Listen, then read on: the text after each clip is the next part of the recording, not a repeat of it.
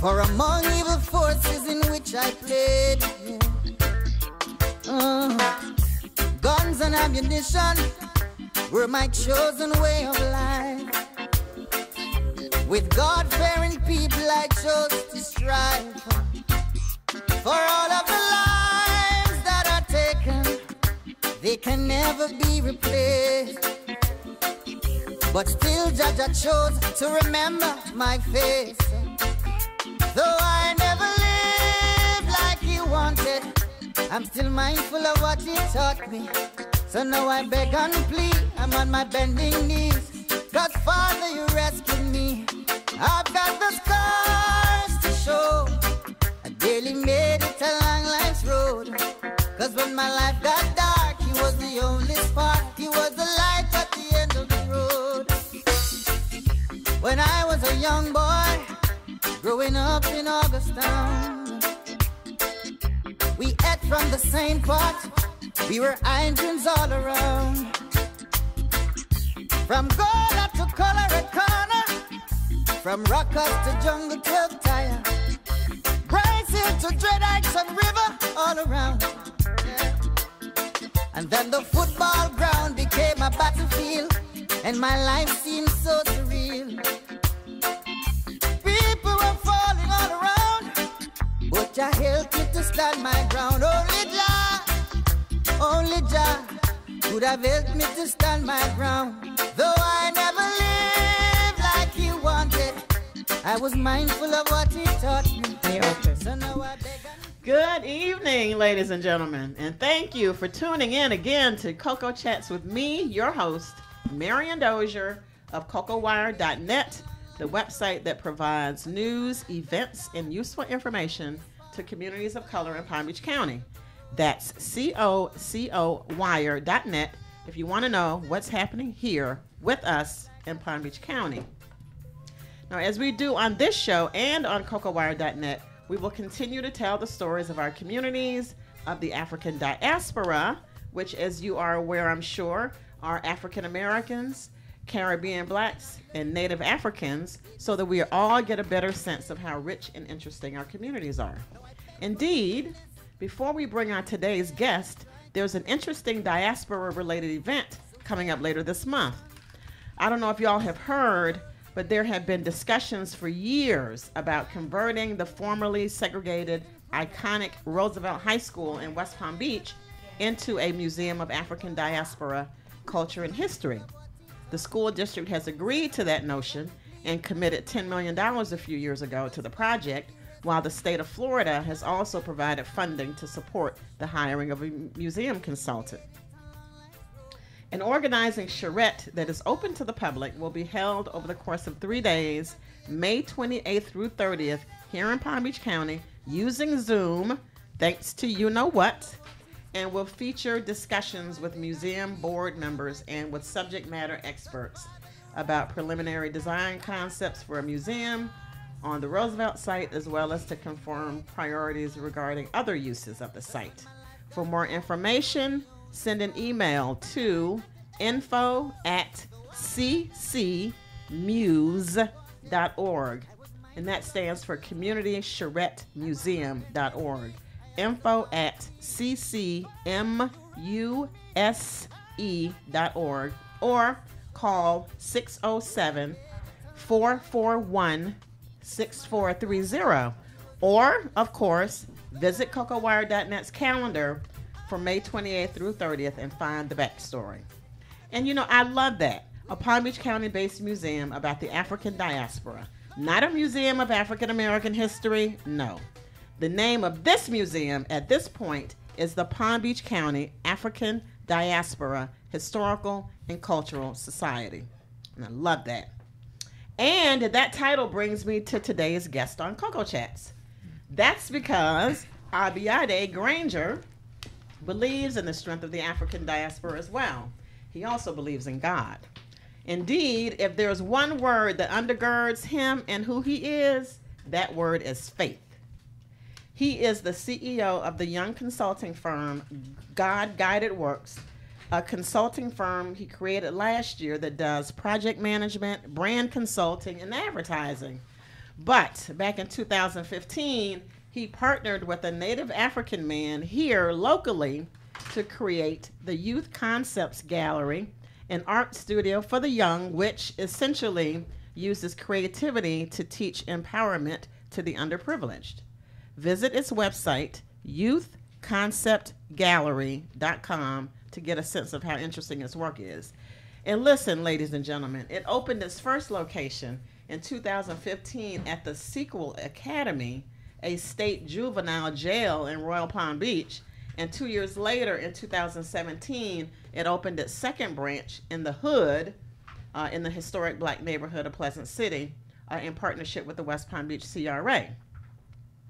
The Youth Concept Gallery has offered a variety of programs, events, and activities at the Sequel Academy and in Pleasant City that Mr. Granger, his partner, and their team create to help underprivileged children learn achievement, growth, and empowerment through the simplest of things: drawing, painting, the creative arts. They serve kids of all ages. Unfortunately, and we're going to talk about this today, the West Palm Beach CRA is closing the facility now, saying it needs it for some other projects. Mr. Granger is also the son of the well-known Bishop O'Shea Granger, the longtime pastor of Mount Calvary Baptist Church in West Palm Beach, and the well-respected pastor Katrina Granger, who is principal of Bethune Elementary in CRB, City of Riviera Beach, is his mother. And perhaps it is through what he learned from his parents at the church that might explain how and why Abiade Granger was able to overcome the gunshots fired into his body by a friend, Kenneth Hawthorne, on March 29th of 2017. He and two other mutual friends were visiting Mr. Hawthorne's apartment at Caribbean Villas in West Palm Beach, playing video games, when Mr. Hawthorne left the room, came back, and shot each of them. Mr. Granger was hit 11 times. The other two men died. But ladies and gentlemen, despite the loss of the art studio, despite being nearly killed by someone who called himself a friend, despite all of that, Abiade Granger remains focused, happy, giving, and faithful. Abiade Granger, CEO of God-Given Works, man of faith. Welcome to Coco Chat. Ladies and gentlemen, I hope you have ears to hear today, because we got something special for you. Good evening, everybody. And you know what? God bless you. Thank you. I don't know where to start, because I have so many things I want to ask you about. You have had so many interesting things that happen in your life. Yes. You really have. Well, I appreciate you having me. First of all, I appreciate y'all welcoming me here, and giving me the opportunity to speak and share some things I probably didn't get to share with much of the world, unless you're in my immediate circle 9 times out of 10, so this is the first time that we're going to share light on a few of these things. So definitely want to thank you all for being a voice and for making yourselves available to not forget about the little people that's doing something. What the important people doing something, yes. So the first thing, I guess, tell us about the art studio, especially the one that y'all opened in a juvenile jail. What was it about arts and the creative, the creative arts that made y'all say, you know what, this can make change? Well, the Youth Concept Gallery is a God-sent mission. We have been tasked with, when I say we, my partner, who is the founder and the source of knowledge and inspiration behind the Youth Concept Gallery, which is an art collective of artists from Palm Beach to Dade, Miami.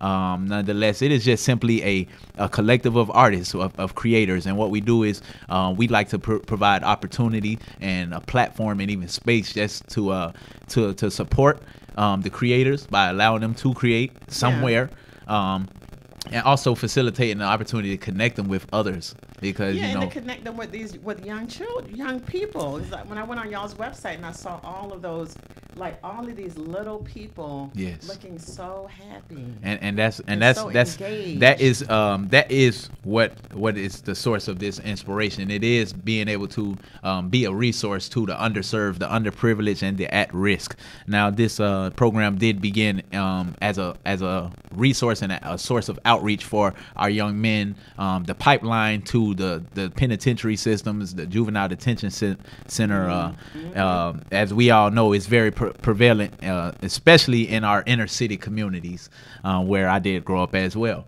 You know, so but you never went to jail. I am fortunate, and I realize that I am an exception for what is seeming to be the norm. You know, in that. So thank the Lord I didn't go, because I've been close. Trust me.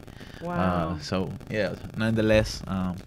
So I'm just curious, what made y'all choose the creative arts to make change? I mean, what about that?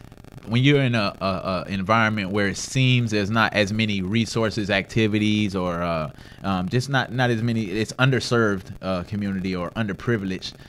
There's what seems to be so much ample idle time. It seemed like it ain't much to do for so many people.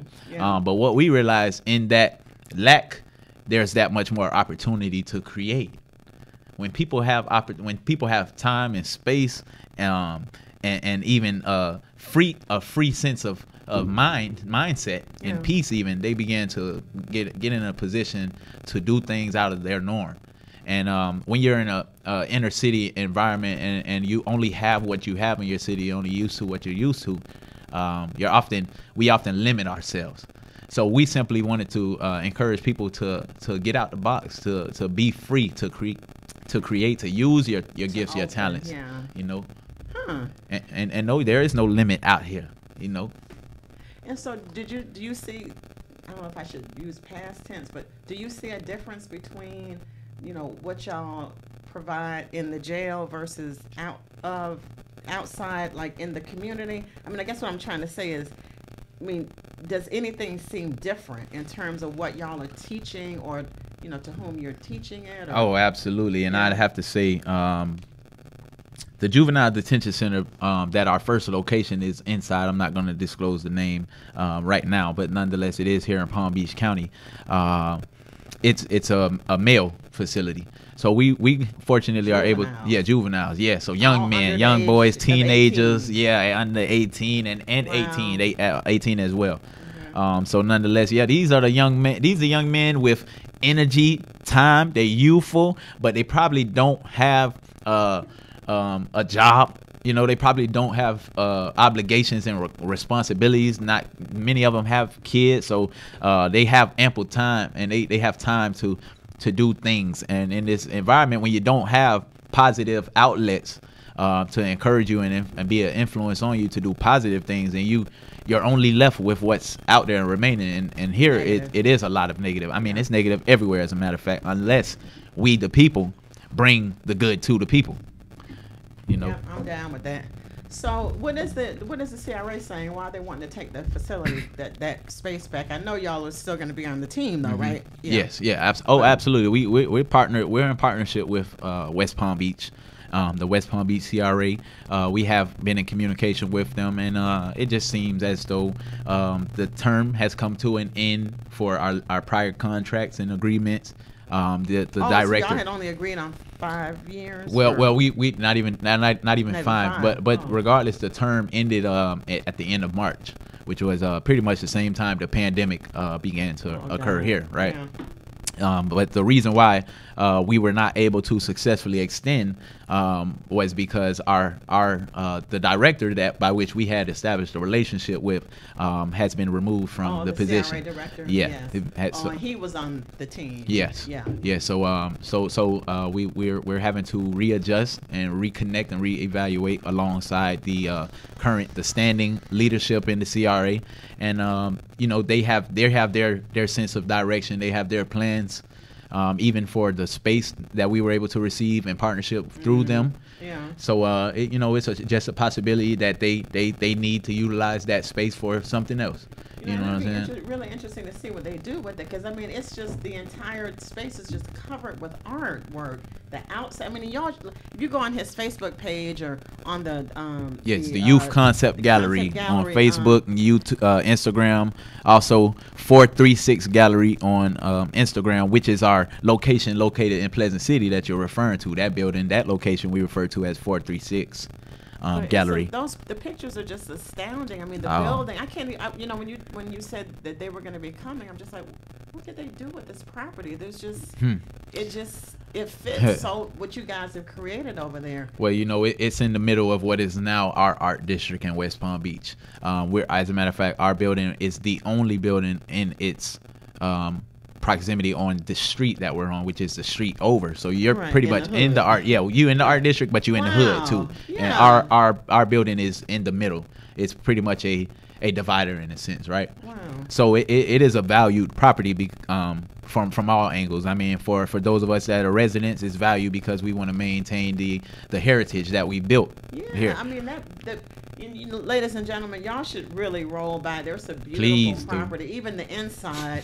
And if you and you go, and I think some of those pictures that you sent to me, those are on your Facebook page. Oh yes, right? yes. I mean, It's really on my interesting Facebook page, building. Youth Yeah. Concept Gallery. Yeah, we popping as much content. Go view and experience what we got to experience and bring to the people. I mean, that's one thing we have to experience. We're still here. We still with the people.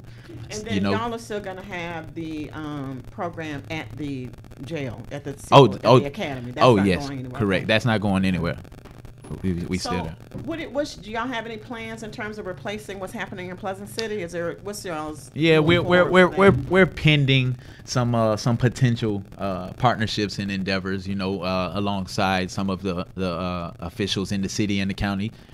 So prayerfully, we view this as a blessing in the skies. We expect greater things. We expect the enlarging of territory. So we see this as maybe God has something greater for us to do and larger, because all of the people that we served in Pleasant City couldn't fit in that space.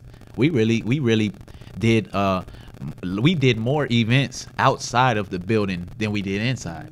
So no matter what it seemed like, we're not out of the mission. The mission is still full throttle. The people's still out there. It's the people that we reach. It's not the building. Yeah, and then y'all have that Art in the Park Correct. activity. Yes. That's like about a block away, and I'm sure y'all are probably still going to continue to do that. That is the foundation, I'd have to say, of the 436, the Pleasant City era. We got out there at Pleasant City at Blum Park, a park that the bathrooms had been locked up for years. I mean, the homeless sleep there, you know what I'm saying? A lot of activities, drugs, and a lot of youth. I mean, there's the city, the community center is right there. Everything it's the community landmark. I'd have to say. I mean, especially if you know the history of what we used to look like and live like over here. You know what I'm saying? The historic Northwest District, if you know anything about it. Hello. See, I didn't even want to bring up anything about Pleasant City and how it was born thanks to the killing of the Sticks. But see, if you know about that, then it makes it a little bit more sensitive, a little bit more urgent. I feel like, for us to make sure that we do everything we can do to maintain what is ours, and it's not a sense of what's ours materialistically, but historically. And perhaps spirit, and definitely too. Spiritually. Yeah, definitely spiritually. Yeah. This was all centered around the youth. We started the Art in the Park event at Pleasant City at Blum Park for free for the hood, for the community, out of our pockets. So happy. Listen, those pictures. They a lot of those kids had never done some things that we take for granted. I mean, some of them had never painted before. Wow. You know what I'm saying? Some of them had a crayon in their hand. Some of them had never been to a concert. We brought a concert to them. We had a live band come out there. You know what I'm saying? DJs and bounce houses, and I mean. What's important to you in that work that work? Inspiring the youth, because they're our future, and I know there's so many influences out there on their lives. I know they're being raised up and taught by many different sources, from the music to books to movies, and I know that a majority of them that they paying attention to are not positive. They're detrimental. As a matter of fact, they're destructive. And I realized that when I had to start being truthful, and realized that from that perspective, it's like I couldn't feed into it, but I could feed into positivity a little more, because I used to feed into the negativity. I used to have negative energies too and tendencies, but I realized if I want to see a better, produce a better community and benefit those around me, then I need to start feeding them even with positivity. I can't feed into the negativity and expect things to get better. That makes sense why everything is going how it's going. We experience so much pain, trauma, all types of just wickedness, I'm gonna even say.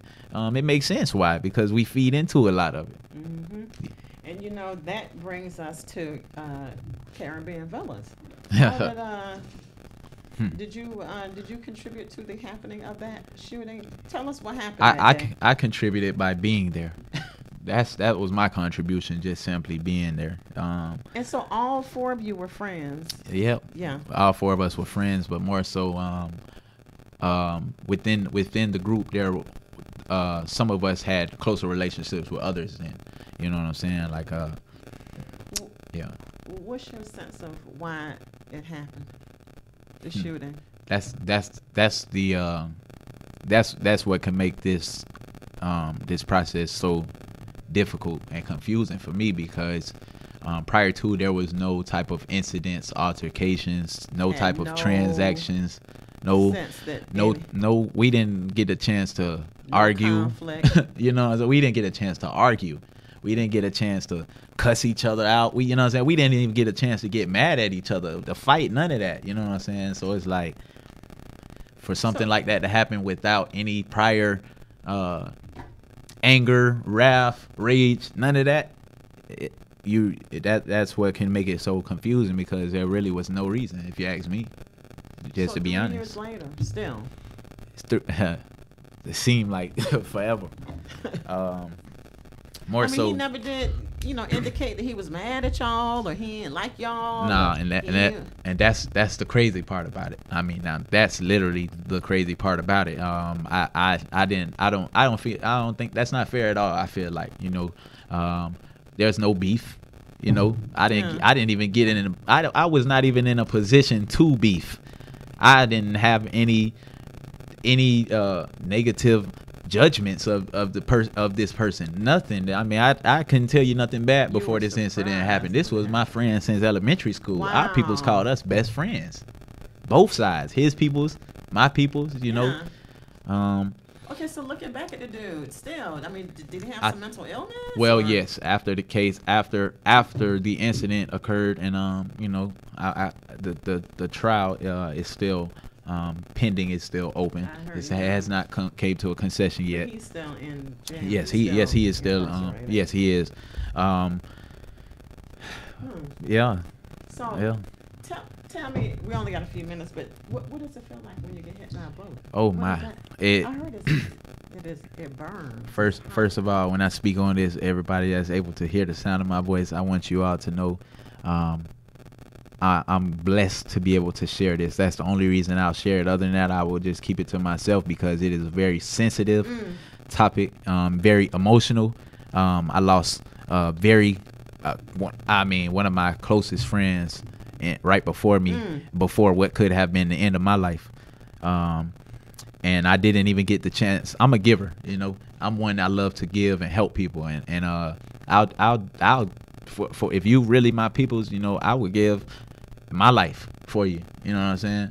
And it's like, in this situation at this time, just to be honest, I didn't even get the chance to like check on my friend. You know what I'm saying? I didn't even get the chance to see my friend after he started getting shot before me in the same room. You know what I'm saying? I cannot and imagine. I didn't even get the chance to like, you know what I'm saying, check on my friend, because after he got shot so fast, the shooter was shooting me. So you know what I'm saying? Like it was we in the same room. The once the clip started, it didn't stop until it emptied. You know what I'm saying? And he emptied the clip on me. So first of all, I just want to say, I don't know if anybody out here is related to the 2 young men that were with me, that transitioned from living here with us physically. However, I'm so grateful for the time that I got to spend with them young men. This situation cannot erase the love, the positive memories that we were able to build together. I miss them boys very dearly. And truth be told, even the shooter, he was one of my closest friends as well. He shot you 11 times. We still don't know why. It's it's unfortunate. It's very unfortunate that we had to experience that. But as we all know and we all see, it's not over. Like life does not end after a situation like this. Even no matter what it seems like. I mean, with much respect, my friend that I lost, his family still have to deal with it. You know what I'm saying? And I send all my love and respect to them, and I pray that they're comforted in these times. You know, and I make myself available in whatever way I can to assist. So, but that being shot 11 times, it didn't have any impact on your faith and spirituality? Absolutely. To be honest with you, what it did for me was confirm. It confirmed some things for me, because a lot of people do. Me though, I would have been like, you ain't saying me? Nah, listen. 45 seconds. Sorry. 45 seconds. Nonetheless, I just realized that God confirmed it not only for me but for those around me, who He is and that He has all power. Because I already knew that He is a protector. I knew He would protect me, and I knew He's a healer. I knew He would heal me, and then He demonstrated it. So I don't have to say it no more. Now He can show you. And on that note, Ms. Gillian is telling us we are out of time, and I apologize, but thank you for coming, Abiade Granger. It is a pleasure. Prince. Yes. Abiade Follow Granger. me, everybody. Instagram, About Business GG, Facebook, Prince Abiade Granger. Keep it locked. Much more to come. Thank y'all for tuning in. Thank you for tuning in to Coco Chats with me, Marion Dozier. Hey. Yes. It's a wrap. The intro was too long. That's lit, though. You know what that means? What? We got to save something for next time. Wow. I think I want to talk about that shooting. Yeah, we got to talk a little more. I think that's kind of deep. Yeah, we got to talk a little more. Yeah, that needs to come out. That needs to. Because what it does, it takes you to another realm. Yeah. The whole experience, the surrealness of the experience. Oh. Can you imagine? And a friend or somebody who was a friend of yours coming in and bam, bam, bam, bam, bam. And then the body being pierced. And the thing about it was, like wanting to escape but not escaping. Yeah, like I was getting whacked, and thing about it is I couldn't even do nothing. You know what I'm saying? I was stuck. It was, a matter of fact, it happened so fast. It's like I couldn't even believe this was real life. How fast it occurred. And then friends would transition. Imagine the blood that was in that room. I didn't even get to see it. Wow. I didn't even get. I was moved. I mean, I didn't go unconscious. Nothing. You didn't? No. Everything that happened, I had to receive it. You know what I'm saying? I didn't black out, nothing like that. You know. So, yeah, it's deep, but I had to take. It was just for me. I had to say for me to go through that, because obviously I came out of it. You know, but I couldn't do nothing though. It sounds like more faithful too. You can't not be when you realize, you know, you have a purpose like that, to where, because I could have been gone. Am I bringing you I in right could have now? died. You know what I'm saying? I could have, and some would say I should have. You know, some people thought I did. You know what I'm saying? Yeah, people thought I did die. You feel me? I thought the one of those guys that died was your brother. The one People thought it was my brothers. Yeah, you know. I think it's going